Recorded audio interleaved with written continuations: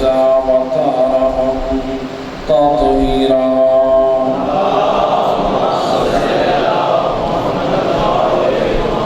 ولعنة الدائمة على أعدائهم أجمعين من يوم ظلمهم إلى يوم الدين.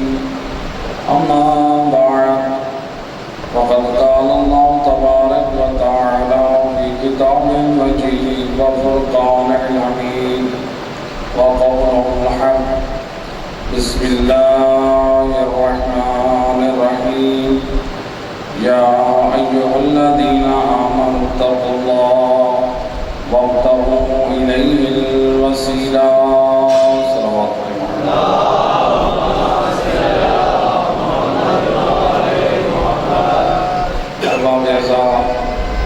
قرآن کریم کی جس مجیدہ کو اس عشر محرم الحرام کے لیے موضوع قرار دیا ہے، اس مختصر آیہ مجیدہ میں اللہ تین باتوں کا اعلان کرتا ہے. پہلا، اللہ خطاب کر رہا ہے ایمان والوں کو. دوسرا، اللہ ایمان والوں سے مطالبہ کر رہا ہے دو چیزوں کا. فرمایا ایک کا نام ہے تقوی الہی اور دوسرے کا نام ہے اللہ تک پہنچنے کا وسیلہ. تو ہمارے اسی عشرہ محرم الحرام کا موضوع رہے گا شان ولایت اور پیغام ولایت. ایک صلوات پڑھ دیں محمد رحمۃ.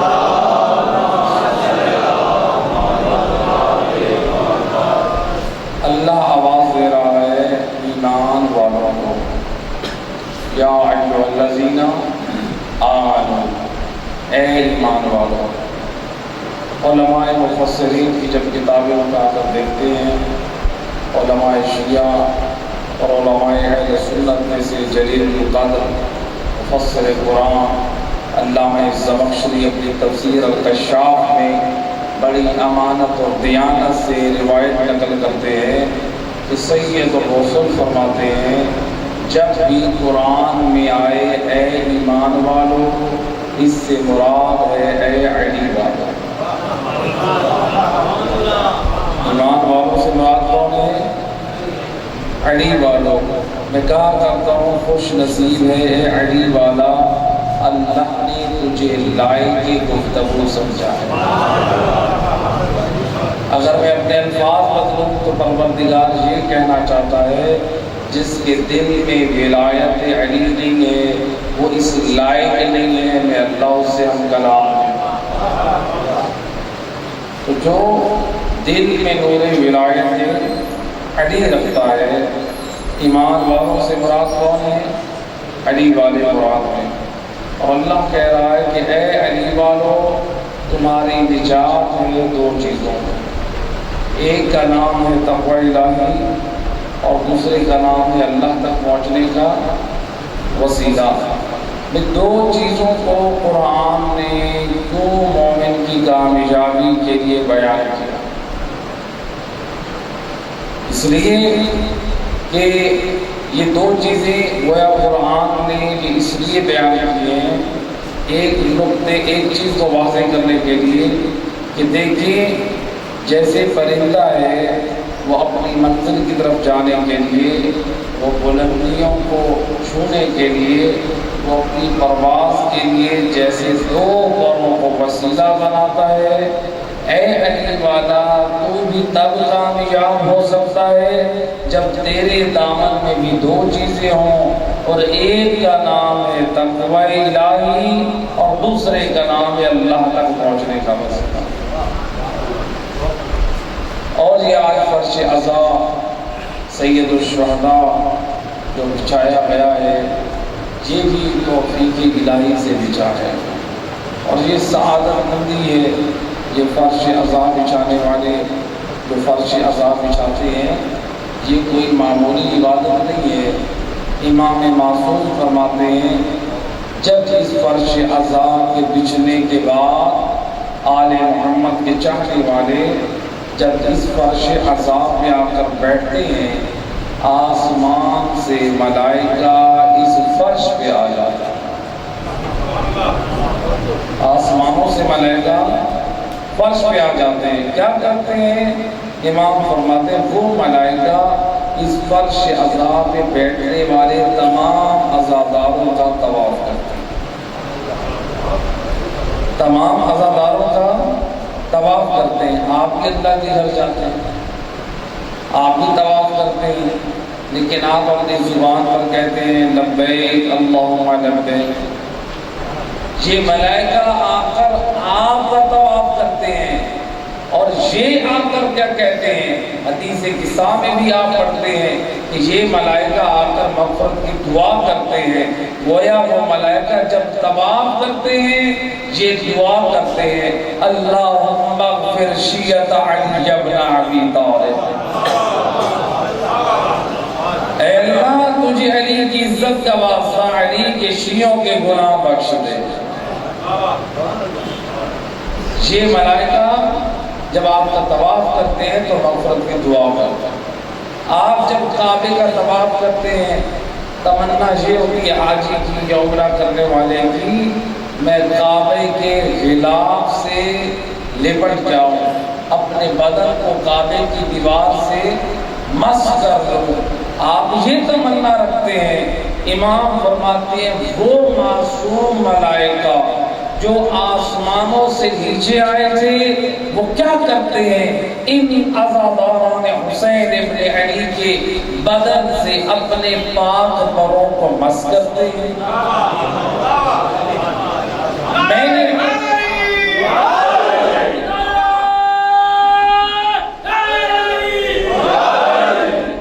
میں نے تو تاریخ میں فقط ایک گھر دیکھا ہے کہ جب فرشتوں نے اپنے پر مس کیے تو وہ حسین کے جھولے سے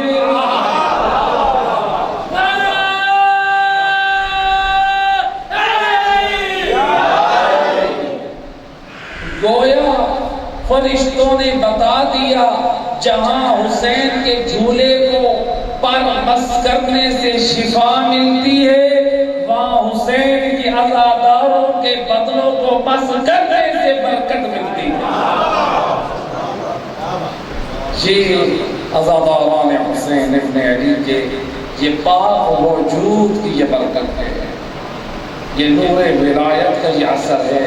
روایت کہتی ہے یہ ملائکہ صرف پر مس نہیں کرتے، روایت کہتی ہے یہ پر مس کرنے کے بعد یہ ملائکہ جب آسمان کی طرف جاتے ہیں تو جو اور ملائکہ عرش پر آسمانوں پہ ان کو دیکھتے ہیں کہتے ہیں تمہارے وجود سے اتنی پیاری خوشبو آ رہی ہے جو آج تک ہم نے عرش کے دامن میں نہ سونگھی، جو ہم نے آج تک عرش کے دامن میں نہ سونگھی۔ یہ خوشبو کہاں سے لے کے آ رہے ہو؟ کہتے ہیں جو زمین کے فلاں حصے میں آل محمد کا ذکر ہو رہا تھا، ذکر سننے والے اور کرنے والوں کے بدن سے اللہ نے اس ذکر کی برکت سے ان کے وجود میں خوشبو پیدا کر دی۔ ملائکہ کہتے ہیں کیا ابھی بھی وہ محفل موجود ہے؟ وہ فرشتے کہتے ہیں جو جا رہے تھے نہیں، محفل برخاست ہو چکی، مجلس ختم ہو چکی ہے۔ روایت کا جملہ ہے جب ان کے چہرے پہ حزن آتا ہے یہ ملائکہ کہتے ہیں گھبراؤ نہیں، وہ محفل ختم ہو گئی ہے، وہ آل محمد کے چاہنے والے اس فرش عذاب میں ذکر آل محمد سننے والے نہ صحیح لیکن اس حصے پہ ابھی خوشبو باقی، خوشبو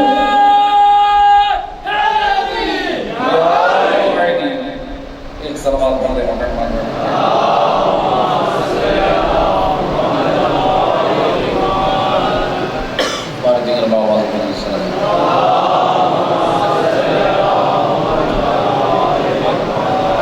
یہ ان کے پاک وجود سے خوشبو آ جائے، مومن کے ان کے وجود سے خوشبو آ جائے۔ اسی لیے امام فرماتے ہیں جب مومن پوچھا گیا مولا سے مولا یہ کیسے ہوتا ہے کہ فرشتوں کو یہ سگنل مل جاتے ہیں ان کو کیسے پتہ چل جاتا ہے کہ مومن نیکی کر رہا ہے یا مومن برائی کر رہا ہے؟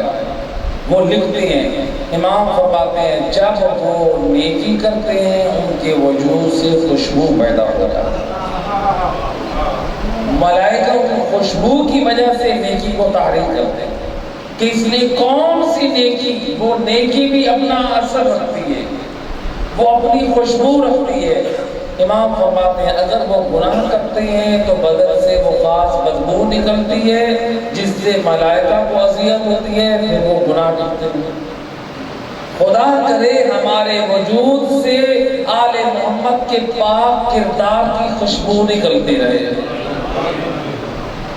ملائکہ وہ اپنے پروں کو مس کرتے ہیں، کہتے ہیں زمین پر جب وہ موجود آدمی ختم ہو گئے، وہ آ کر کیا کرتے ہیں؟ وہ ملائکہ معصوم فرماتے زمین کے ان حصوں پہ اپنے پروں کو مس کرتے ہیں اور وہ بھی خوشبو لے کر جاتے ہیں۔ امام فرماتے ہیں یہ فرشتے جب ان عزاداران سید الشہداء میں سے جب کوئی مریض ہوتا ہے، وہ پاک فرشتے اس کے سرانے آ کے اس کی صحت کے لیے دعا کرتے ہیں۔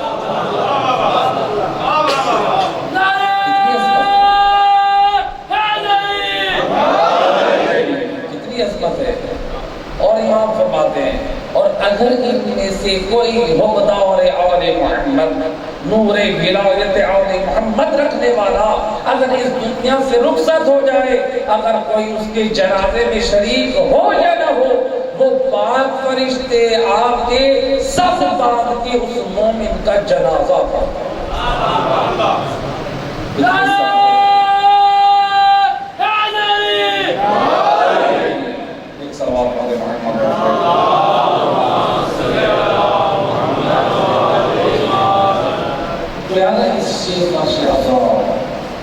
اس کا شہزاد کی بڑی عظمت ہے۔ جیسے ایام حسینی قریب آتے ہیں، محرم الحرام قریب آتا ہے، دنیا والوں کے اعتراضات بھی شروع ہو جاتے ہیں۔ پہلا اعتراض کہ آپ صبر کیوں نہیں کرتے، آپ حسین کی مظلومیت پہ آنسو کیوں بہاتے ہیں، آپ صبر کیوں نہیں کرتے؟ کاش دنیا والوں نے قرآن پڑھا ہوتا، صرف پڑھا نہ ہوتا بلکہ قرآن سمجھا ہوتا۔ قرآن پڑھنا اور ہے اور قرآن سمجھنا اور ہے۔ اگر قرآن کو سمجھنا ہے تو آل محمد کی زبان سے سمجھیں، جو وارثان قرآن ہیں ان کی زبان سے سمجھیں۔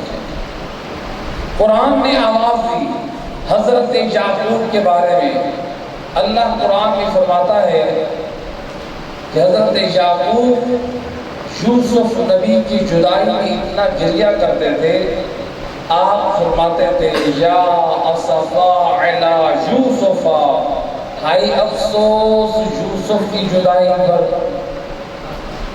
وَابْجَزَّتْ عَيْنَاهُ مِنَ الْحُزْنِ فَهُوَ قَزِيمٌ۔ اللہ فرماتا ہے میرا نبی یعقوب یوسف کی جدائی میں اتنا روئے کہ ان کی آنکھوں کی بینائی چلی گئی، آنکھیں سفید ہو گئی اور ان کا دل غم سے بھرا ہوا تھا۔ حضرت یوسف کے جدائی پر ایک گریہ کیا گیا۔ اسی آیت سے پہلے اللہ قرآن میں فرما رہا ہے حضرت یعقوب کے بارے میں وَصَبْرٌ جَمِيلٌ، کہ میرا یعقوب نبی صبر جمیل کی منزل پر ہے۔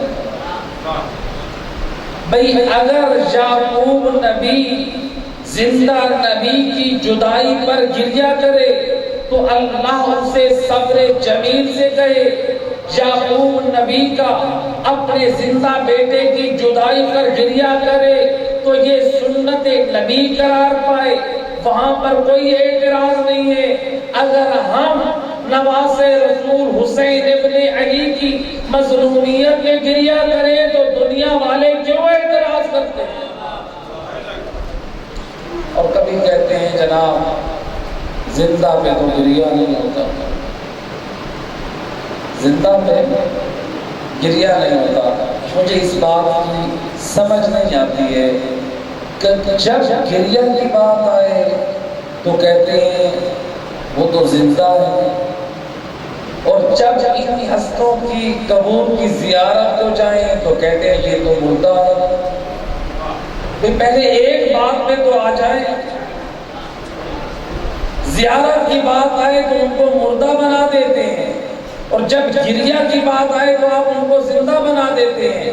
بے شک ہم نے ان کو زندہ مانا ہے، اور قرآن بھی کہہ رہا ہے وَلَا تَحْسَبَنَّ الَّذِينَ قُتِلُوا فِي سَبِيلِ اللَّهِ أَمْوَاتًا بَلْ أَحْيَاءٌ عِندَ رَبِّهِمْ، خبردار اللہ کی راہ میں شہید ہونے والوں کو مردہ نہ کہنا، بلکہ وہ اللہ کے نزدیک زندہ ہے۔ ہمارا تو ایمان ہے، لیکن آپ کہتے ہیں وہ زندہ ہے، اور ہم بھی کہتے ہیں، لیکن زندہ ہونے کے کیا معنی ہے یہ بھی وارثان قرآن سے سمجھنا ہوگا۔ لیکن آپ یہ کہتے ہیں کہ زندہ ہے تو زندہ پہ رونا کیوں؟ زندہ پہ رونا کیسا بنتا ہے؟ میرا سوال ہے، جب کوئی شہید ہو جاتا ہے، قرآن اس کو زندہ کہہ رہا ہے، جب وہ شہید ہو جاتا ہے، اس کے شہید ہونے کے بعد مسلمان اس پر جنازہ کیوں پڑھتے ہیں؟ وہ تو زندہ ہے، توجہ ہے بھئی، وہ تو زندہ ہے، شہید تو زندہ ہے، اس پر جنازہ کیوں پڑھتے ہیں؟ وہ تو زندہ ہے، اسے دفن کیوں کرتے ہیں؟ وہ تو زندہ ہے، اس کی بیوی سے بعد میں کوئی نکاح کیوں کرتا ہے؟ وہ تو زندہ ہے، اس کی میراث کو تقسیم کیوں کرتے ہیں؟ اگر شہید زندہ ہوتے ہوئے اس کی جنازہ پڑھی جا سکتی ہے، اس کو دفن کیا جا سکتا ہے، اس کی بیوی سے شادی ہو سکتی ہے، اس کی میراث تقسیم ہو سکتی ہے، تو پھر اس کی مظلومیت میں گریہ کیوں نہیں ہو سکتا؟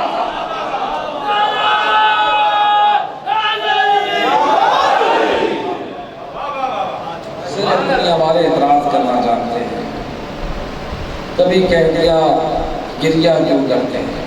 آئے ہم اپنی طرف سے نہیں، پہلا جو قرآن میں حضرت یعقوب کے گریہ کو اللہ نے بیان کیا ہے کہ یعقوب نبی حضرت یوسف کی جدائی کا گریہ کیا۔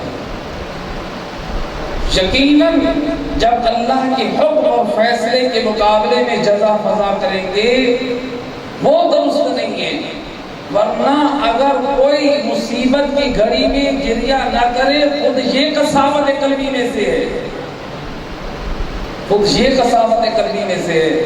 بلکہ تاریخ کی اگر وقت گردانی کرنے، مسند احمد بن حنبل کی روایت ہے، بی بی عائشہ کی روایت ہے، ہمارے ہاں تو روایت اپنے علماء نے جو نقل کی ہے کہ رسول اللہ کی ریلت کہاں ہوئی، لیکن مسند احمد بن حنبل کی روایت نقل کر رہا ہوں۔ بی بی عائشہ فرماتی ہیں جب سید الرسل میرے گھر میں تھے اور میری گود میں میرے سینے پر آپ کا سر تھا، آپ نے میری گود میں وفات پائی، میں نے رسول اللہ کا سر رکھ کر میں نے ماتم کیا اور گریہ کیا۔ زوج نبی اگر نبی کی جدائی پر گریہ و ماتم کرے تو وہاں اعتراض نہیں ہے، اگر نبی کی آل کی مظلومیت میں گریہ کرے تو دنیا کیوں اعتراض کرتی ہے؟ اور دوسرا اگر ہم دیکھیں تاریخ کا مطالعہ کریں، شیعہ مذہب کو میں چھوڑ رہا ہوں، علماء اہل سنت کی سیاہ ستہ جا کر مطالعہ کریں، دیکھیں علماء اہل سنت نے بڑی امانت سے، بڑی دیانتداری سے یہ روایات نقل کی ہیں۔ 4 ہجری کو حسین ابن علی کی ولادت، جبرائیل امین ہزاروں کے لشکر کے ساتھ آئے، یا نبی اللہ خلاقیت عالم، درود و سلام کے بعد آپ کے فرزند کی مبارکباد ہے۔ اس کے بعد فرمایا یا نبی اللہ ساتھ یہ بھی کہہ رہا ہے آپ کا یہ نواسہ کربلا میں مظلوم مارا ہے۔ روایت کہتی ہے جب نبی نے یہ سنا فبقا، ایک مرتبہ نبی نے گریہ شروع کیا۔ روایت کہتی ہے جب نبی روئے، نبی اپنی زوجات کے سامنے تھے، اپنی بیویوں کے سامنے تھے، نبی کے رونے سے آپ کی بیویوں نے بھی گریہ کیا، جتنی بی بی عائشہ بھی موجود تھی،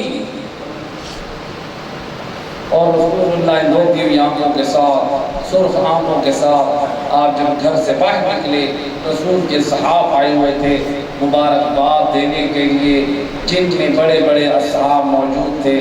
تاریخ کہتی ہے حضرت ابو بکر بھی موجود ہیں، حضرت عمر بھی موجود ہیں، کہتے ہیں یا نبی اللہ، آپ کے گھر میں مولود آیا ہے اور آپ رو رہی ہیں، یہ تو خوشی کا دن ہے۔ رسول فرماتے ہیں میرے صحابہ، مجھے جبرائیل امین نے بتایا ہے یہ میرا نواسہ مظلومیت سے مارا جائے گا۔ جب نبی نے بتایا وہ اصحاب بھی رونے لگے، گویا معلوم ہوا حسین کی مظلومیت پہ گریہ کرنا نبی کی سنت ہے، زوجات نبی کا عمل ہے، اصحاب نبی کا عمل ہے۔ جب حسین کی مظلومیت پر نبی گریہ کرے تو سنت قرار پائے، نبی کی زوجات گریہ کرے تو عمل قرار پائے، اصحاب نبی گریہ کرے تو عمل قرار پائے۔ اگر ہم نبی کے کلمہ کو نبی کی تعظیم کرتے ہوئے حسین کی مظلومیت پر روئے تو دنیا ہم پہ کیوں اعتراض کرتی ہے؟ صلوات پڑھ دے محمد۔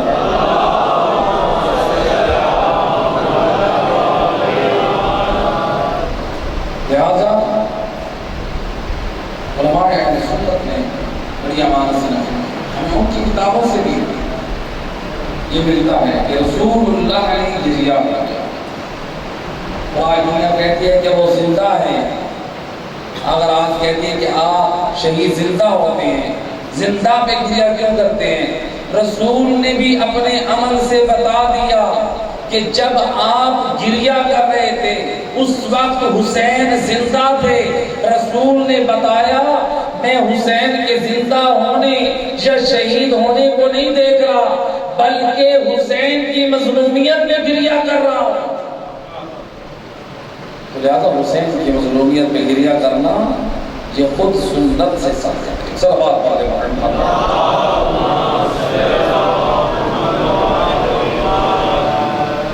کبھی کہا جاتا ہے کہ آپ یہ 10 دن یہ فرش عذاب کیوں نہیں چاہتے؟ اس کا ریزن کیا ہے؟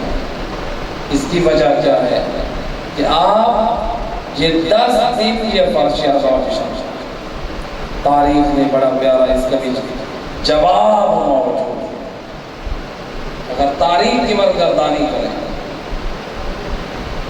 محسن اسلام حضرت ابو طالب جب اس دنیا سے رخصت ہوئے اسی سال بی بی خدیجہ طاہرہ کا بھی وصال تھا۔ رسول اللہ ان 2 ہستیوں کی جدائی کو برداشت نہ کر سکے، ایک حضرت ابو طالب، دوسری بی بی خدیجہ طاہرہ، کہ جس بی بی نے اسلام کی ترویج اور تعلیم کے لیے سب مال قربان کر دیا۔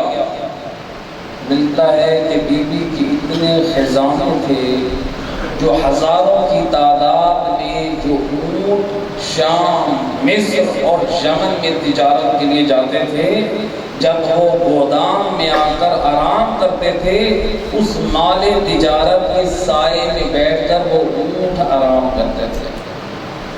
اب خود اندازہ کریں، میں اور آپ ہم چند لوگ بیٹھے ہوں یہاں سائے میں اور چھت نہ ہو اس عمارت کی، تو ہمارے لیے جو سائے میں دونوں تھے وہ کتنی بلند دیوار ہونی چاہیے، اور جب اونٹ سائے میں بیٹھے تو ان کے لیے کتنے بلند دیوار کی ضرورت ہے۔ اونٹ بھی پھیل کے بیٹھے تو ایک بھی نہیں ہے، کئی نہیں، ہزاروں کی تعداد میں وہ اس سامان کے سائے میں بیٹھے تھے۔ وہ مال کہاں خرچ ہوا ہے؟ خدیجہ طاہرہ نے نصرت اسلام اور دین کے لیے۔ خدیجہ طاہرہ ملکۃ العرب، عرب کی شہزادی، یہاں تک ملتا ہے تاریخ میں بی بی جب اپنے زمانے میں جب شام میں وہ لباس پہنتی تھی سونے کی تاروں سے بنا ہوا، جب ایک مرتبہ اتارتی وہ دوبارہ نہ پہنتی، اپنی کنیز کو وہ ہدیہ کر دیتی۔ اس شان کی مالک بیوی، لیکن جب سید الرسل کی گھر میں آئی وہ تمام مال آپ کے قدموں پہ نشاور کر دیا۔ یہ خدیجہ طاہرہ محسن اسلام، جس نے اسلام کو ترقی دی ہے، جس بیوی نے محسن اسلام کی شہادت ہوئی، وفات ہوئی، تو وہ سال غم کا سال قرار پائے۔ تو اگر کوئی تلوار سے دفاع کرے یا مال سے دفاع کرے، حضرت ابو طالب یا بی بی خدیجہ طاہرہ اپنے مال سے دفاع کریں تو وہ محسن اسلام قرار پائیں۔ تو وہ نبی نے بتایا جو اسلام پر احسان کرے اس کے ذکر کو باقی رکھنا چاہیے۔ رسول نے پورا سال غم کا سال قرار دیا، فقط 10 دن نہیں قرار دیے، پورا سال غم کا سال قرار دیا محسنان اسلام کی یاد میں۔ جب محسنان اسلام کی یاد میں نبی ایک سال غم کا سال قرار دے سکتے ہیں تو جس ہستی نے مصطفیٰ سید الرسل کے دین کی بقا کے لیے اپنا کنبہ قربان کر دیا، کیا اس کی فرش عزا کے لیے 10 دن ہم نہیں منا سکتے؟ صلوات پڑھتے محمد۔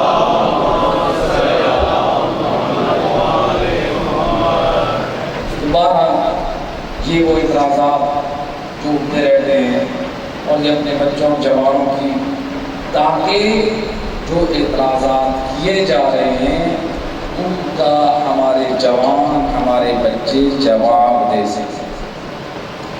یہ مجالس اعزاز، یہ محافل، یہ ہمارے لیے تربیت گاہ ہے۔ اس لیے بعض لوگ یہ کہتے ہیں کہ ان مجالس اعزاز میں صرف ذکر فضائل ہو اور ذکر مسائل ہو۔ بے شک ذکر فضائل بھی عبادت ہے اور ذکر مسائل بھی عبادت ہے، لیکن ہم اپنی نسلوں کو یہ کیسے بتائیں کہ اخلاق آل محمد کیا ہے؟ یہ ہم اپنی نسلوں کو کیسے بتائیں کہ کردار آل محمد کیا ہے؟ یہی تو وجہ ہے کہ اگر ہم نے آل محمد کے اخلاق و کردار کو چھوڑا ہے تو آج دنیا والے سوشل میڈیا پہ آل محمد کے پاک کردار اپنے جھوٹے پیشواؤں کی طرف منسوخ کر رہے ہیں۔ ہے کردار کسی کا اور نسبت ہے کسی اور کی طرف، تو لہذا آل محمد کے کردار کو پیش کرنا چاہتا ہوں۔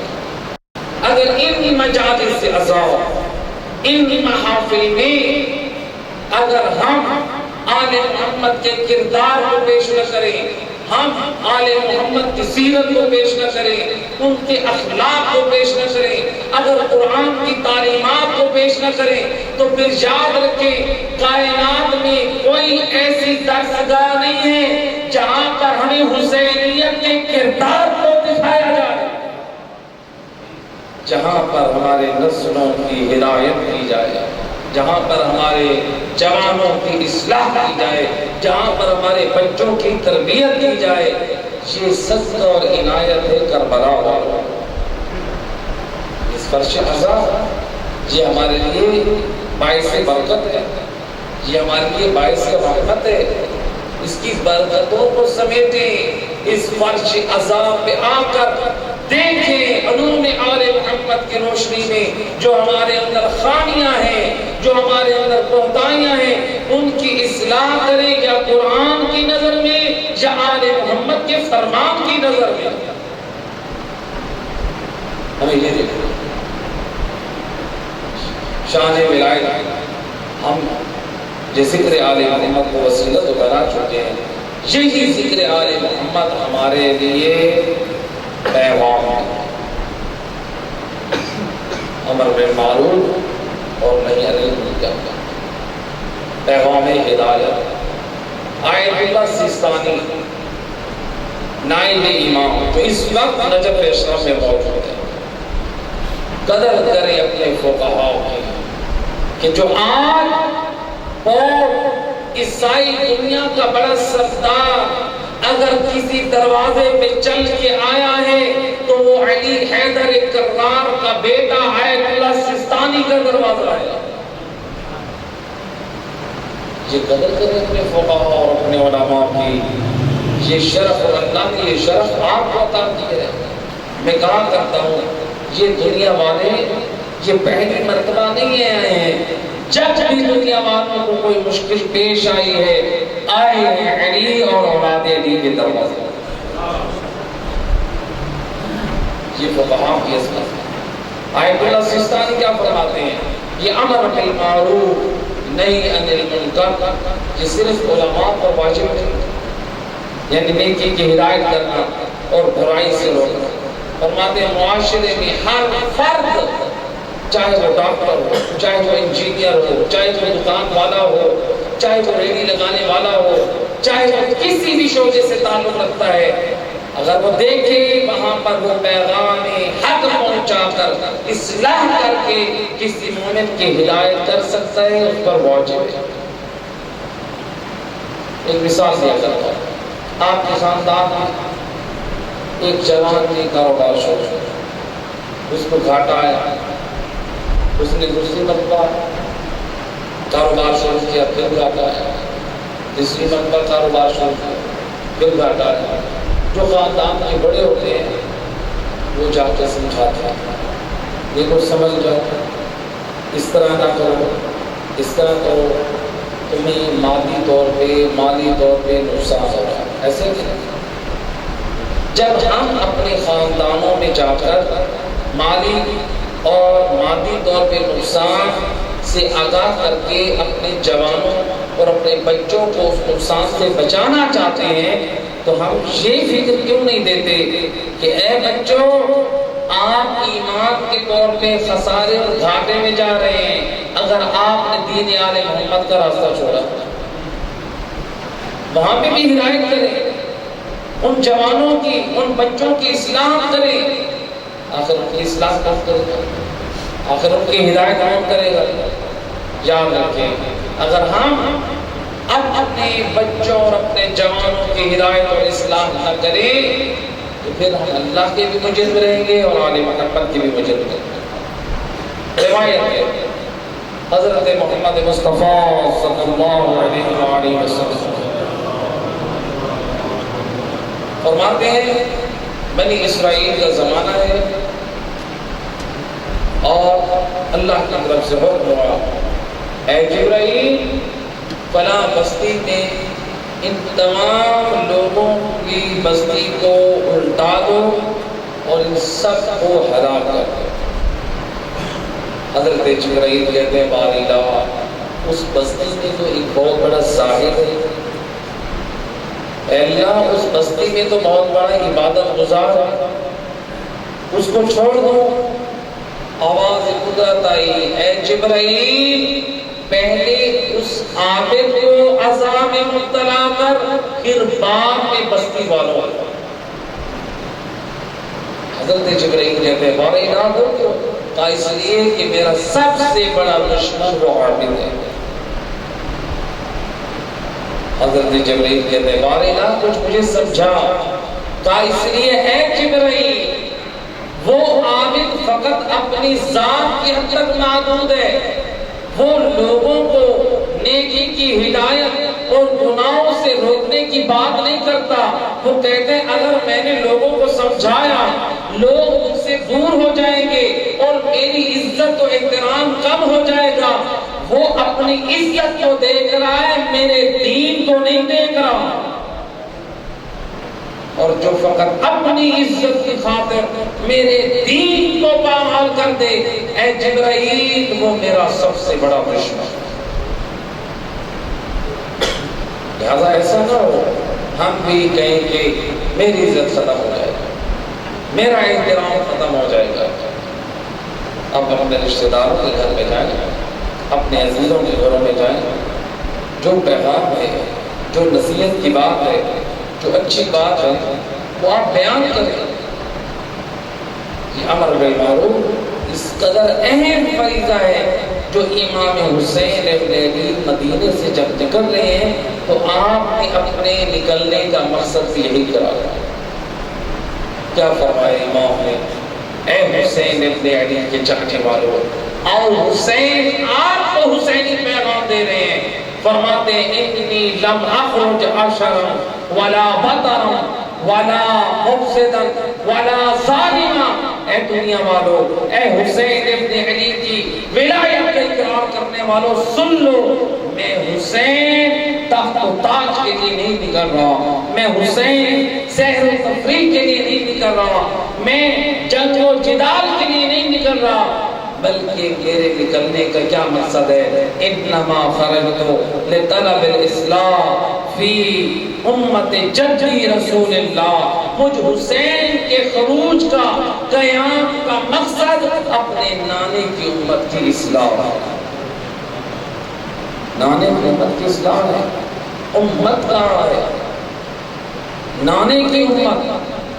تو لہذا حسین ابن علی نے یہ درس دے دیا ہے کہ آپ فقط تنہا اصلاح کی راہ پر نہ چلیں، بلکہ جتنے اسلامی فرقے ہیں اپنے ساتھ ان کو ملا کر اس طرح چلیں کہ ان میں بھی پیغام حسینیت آپ پہنچا جائے۔ ایک صلوات پڑھ دیں محمد۔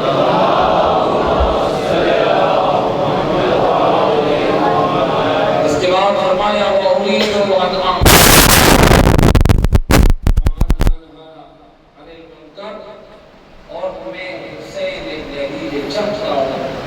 کہ میں امر بالمعروف نہی عن المنکر جاؤں۔ کس راستے پر، کس طریقے سے؟ وَأَسِيرَ بِسِيرَةِ جَدِّ رسول اللہ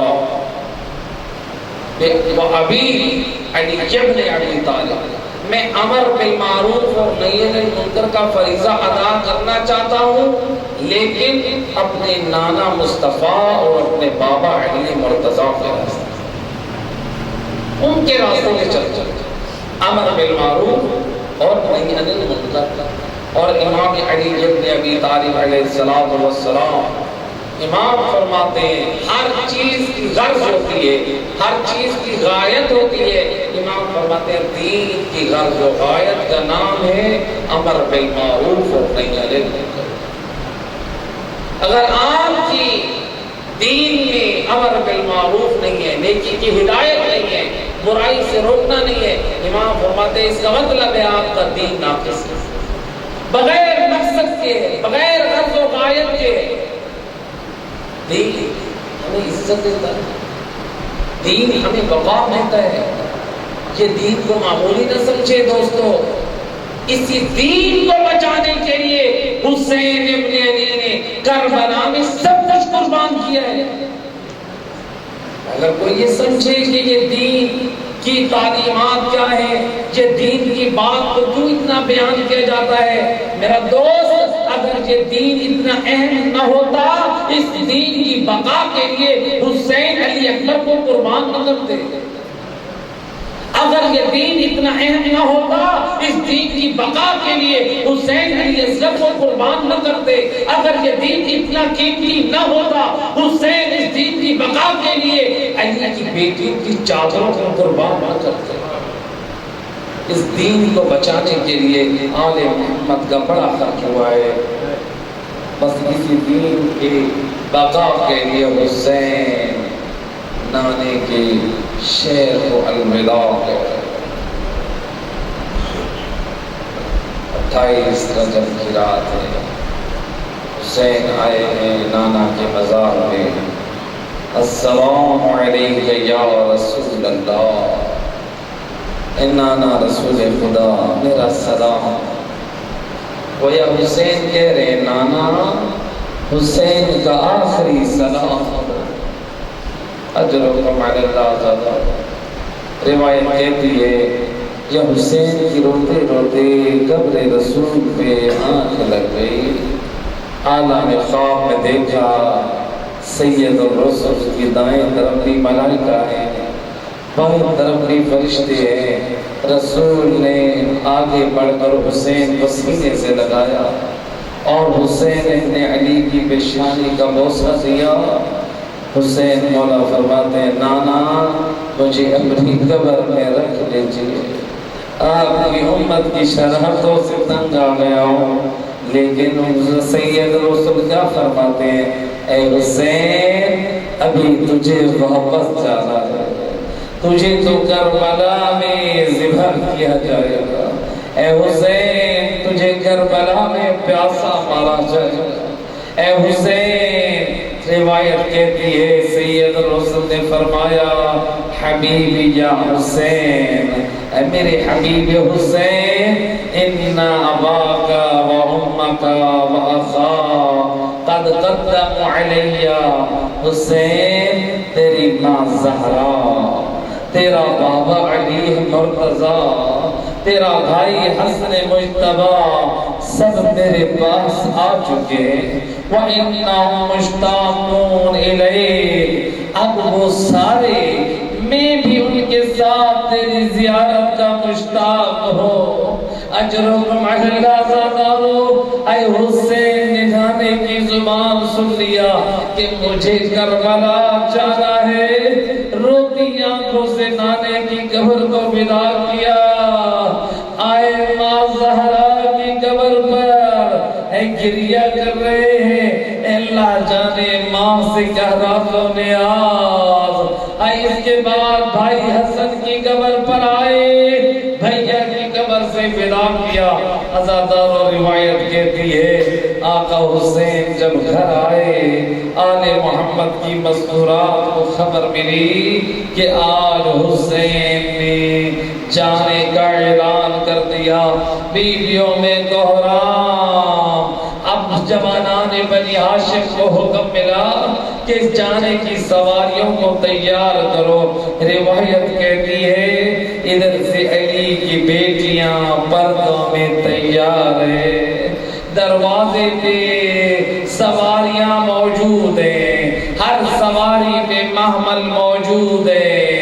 جب علی کی بیٹی باہر نکلی، جوانان بنی ہاشم نے اپنے جھرمٹ میں پردہ بنایا، کسی شہزادے نے محمل کا پردہ ہٹایا، کوئی شہزادہ سواری کو پکڑے ہوئے، کسی نے سہارا دے کر محمل میں بٹھایا۔